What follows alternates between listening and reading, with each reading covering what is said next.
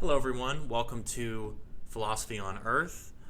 Today, I'm going to be talking about a video made by PhilosophyTube, which he talks about his experiences with trauma and his personal experiences in an abusive relationship. So, here's a clip from PhilosophyTube's video talking about his experiences, and it will explain his motivations for staying as well as his mistakes in his thinking, especially when it comes to morality. We stayed together for 6 months after the night she hit me. And I didn't tell a soul. Aristotle... What is my job? Aristotle said that being a good person isn't about doing the right thing or doing it for the right reasons. It's about having the right virtues. Compassion, bravery, loyalty, stuff like that. And you've got to have them in the right amounts. You don't want to be too brave, or you'll be reckless. You've got to have what he called the golden mean. And if you study Philosophy 101, one of the objections people often bring to Aristotle is, well, how can you be too compassionate? How can you be too loving?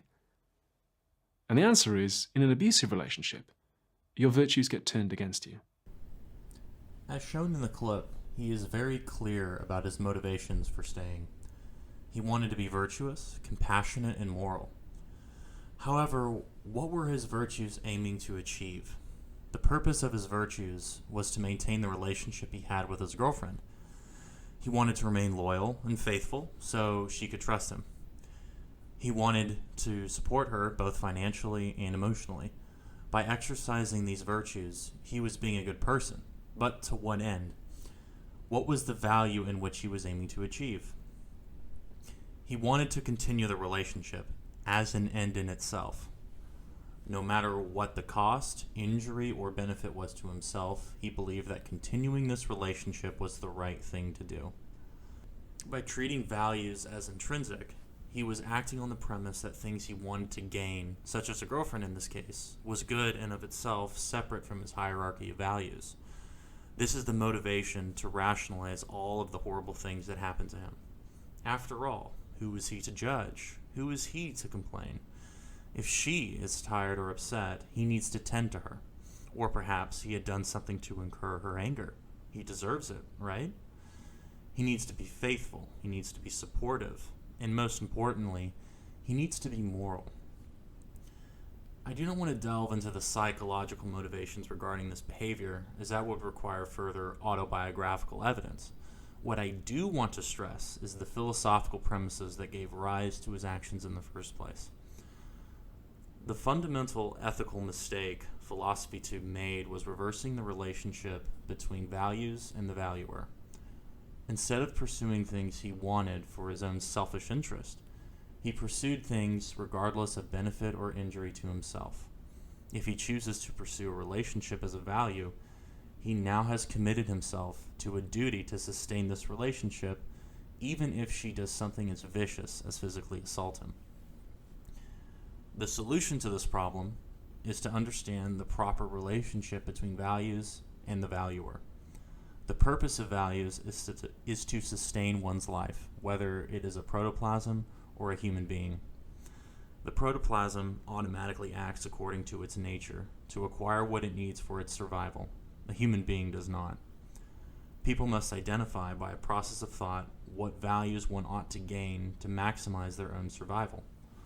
The purpose of ethics is to establish the methods by which one ought to act to gain those values. The fundamental virtue, which is the source of all others, is rationality. He has to understand the nature of his mind and the proper method to acquire the correct conclusions about reality. He must be honest, as the facts of reality are what they are.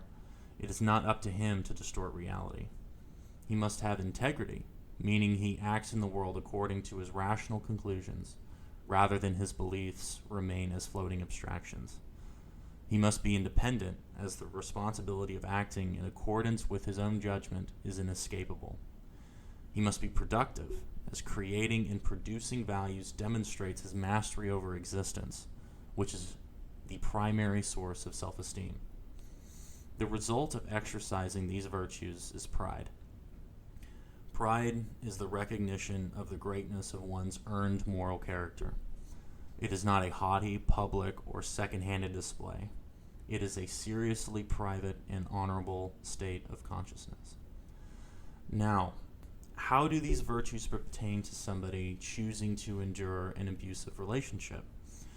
Simply put, had he been rational, he would have had to understand the proper connection between values and himself. He would have been honest, seeing the obvious abuse before him, and he would have had to leave, as that would be acting with integrity in reality. In short, Philosophy Tube was wrong. It was not his virtues that were turned against him, but rather him corrupting his virtues. By acting out an intrinsic ethos, he compromised himself, as his values are now poised to injure him. These virtues are not some arbitrary set of floating abstractions with no relationship to reality. They are principles to guide your action in living your life properly on earth. If you responded positively to anything I have said or are interested in learning more, I would suggest reading Ayn Rand's book of essays called The Virtue of Selfishness, or any of her fiction and nonfiction. I mention this book first, as this piece of literature is most accessible to the fundamentals of her philosophy. Well, that is the end of this video. Please like, comment, and subscribe. If you have any questions about the video, please let me know in the comments. See ya!